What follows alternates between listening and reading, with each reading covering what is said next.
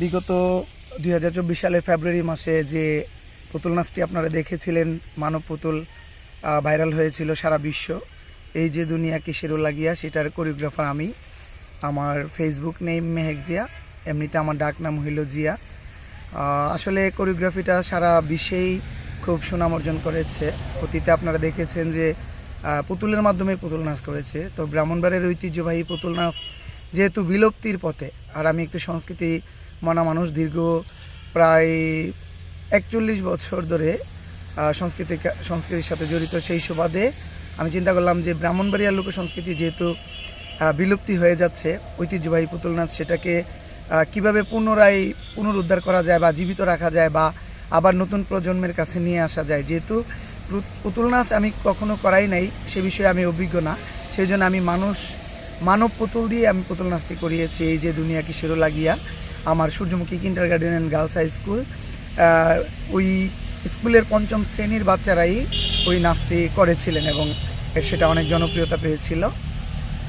আসলে কোরিওগ্রাফিটি করে আমি অনেক আনন্দ পেয়েছি, পাশাপাশি অনেক ভালোবাসা দর্শকদের পেয়েছি এবং বিভিন্ন দেশ বিদেশ থেকে আমাকে অভিনন্দন জানিয়েছে। ভালোই লেগেছে সত্যি কথা বলতে। ভবিষ্যতে সুযোগ পাইলে আরও বেশি আরও কিছু কোনো স্পেশাল কোনো কোরিওগ্রাফি করব, সেটা আশা রাখছি। আর আমার যে এই যে দুনিয়া কিশোর লাগিয়া যে মানব পুতুল নাচটি ভাইরাল হয়েছিল, সেটা 10 মিলিয়ন ভিউ হয়েছিল। আশা করি যারা দেখেছেন তাদের ভালো লেগেছে এবং যারা দেখবেন তাদেরও ভালো লাগবে। ইউটিউবাররাও অনেক বেশি ইউটিউবে এটা আপলোড করেছেন। আপনারা এই যে দুনিয়া কিসের লাগিয়া সার্চ করলেই সব জায়গাতেই সেটা পাবেন। করেন এই যে দুনিয়া কিশোর লাগিয়া মানব পুতুল নাচের যে এই নাচ পুতুলটা করেছিলেন বা মানব পুতুলের যে ডান্সটা, এখন নেক্সট পরবর্তীতে কি নিয়ে কাজ করবেন? এটা আসলে আরও অনেকবার অনেকেই জানতে চাইছে। তো আমি নেক্সটে যেটা নিয়ে কাজ করব সেটা হলো বেদেদের নিয়ে কাজ করব, কারণ তারা অনেক অবহেলিত। আমাদের যে লোক সংস্কৃতি, সাপের নাচ, বেদেরা যে নেচে নেচে সাপের নাচ করতো বা সাপের খেলা দেখাইতো, সেটাও মোটামুটি বিলুপ্তির পথেই। আমাদের পর প্রজন্ম যারা আসবে তারা হয়তো সেটা যে ছিল, বেদেরা যে একটা দল ছিল বা সাপের নাচ দেখাইতো বা লোক সংস্কৃতি ছিল, সেটা হয়তো একসময় ভুলে যাবে। সেই জন্য আমি ওইটা নিয়েই এখন আপাতত চিন্তা করতেছি, ভাবতেছি যে সাপুরিয়াদেরকে নিয়ে কি করা যায়। ব্রাহ্মণবাড়িয়া হচ্ছে বাংলাদেশের সংস্কৃতির রাজধানী।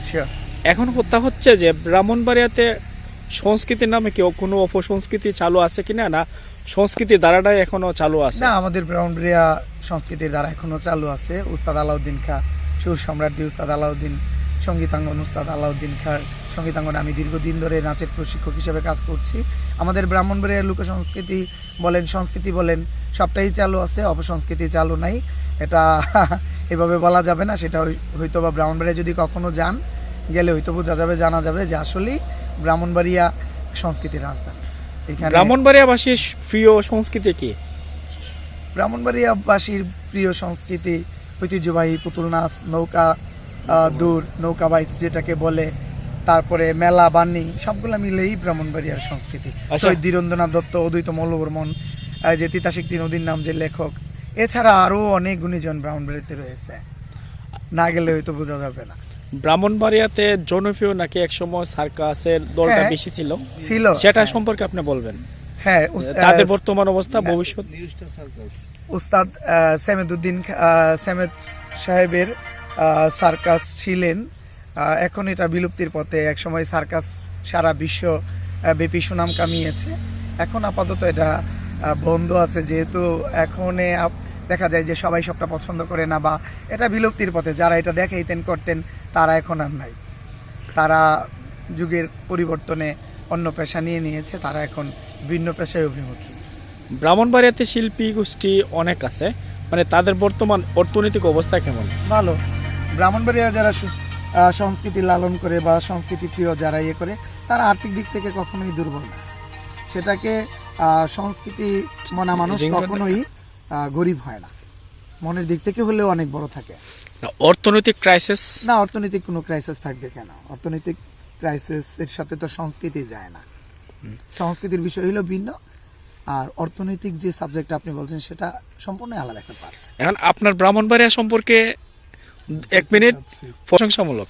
আমার ব্রাহ্মণবাড়িয়াতে রয়েছে সানামুখী, যেটা বিশ্ববিখ্যাত। আপনারা জানেন ব্রাহ্মণবাড়িয়ার তিতাস গ্যাস, যে গ্যাস না দিলে সারা বিশ্ব অচল থাকবে, সারা বাংলাদেশে অচল থাকবে। হ্যাঁ, সেটা। তারপরে যে তিতাস একটি নদীর নাম, যে তিতাস নদী, যে উপন্যাস লিখেছে নদীত মৌলবর্মন। তারপরে যে আশুগঞ্জ যে পাওয়ার, আপনাদের ঐতিহ্যবাহী একটা কাপড় আছে, সেটার নাম বলেন।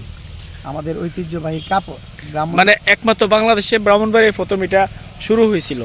সেটা হলো যে রেশম সুতার, যেটা সরাইলে। এখন আপনি বলবেন আপনার ব্রাহ্মণবাড়িয়া জেলার নামকরণ কিভাবে হয়েছে? সেটা বলতে গেলে অনেক সময় লাগবে, আমরা 1 মিনিটে বলবেন। অনেক দূরে যাব। ব্রাহ্মণবাড়িয়া সংস্কৃতি, ব্রাহ্মণবাড়িয়া জেলার নামকরণ হয়েছে, সেখানে ব্রাহ্মণবাড়িয়াতে অনেক আগে অনেক ব্রাহ্মণরা থাকতেন। সেই সুবাদে ব্রাহ্মণদের অদলেই ব্রাহ্মণবাড়িয়ার নামটা এসেছে। ছিল ব্রাহ্মণবাড়িয়াকে আবার আমরা ভেঙে, ব্রাহ্মণবাড়িয়াতে একসময় প্রচুর ব্রাহ্মণ থাকতো, সেই সুবাদেই ব্রাহ্মণবাড়িয়ার নামকরণ হয়েছে ব্রাহ্মণবাড়িয়া। ধন্যবাদ, আপনার সাথে আমি অনেক কথা বললাম। আপনাকে অনেক অনেক ধন্যবাদ।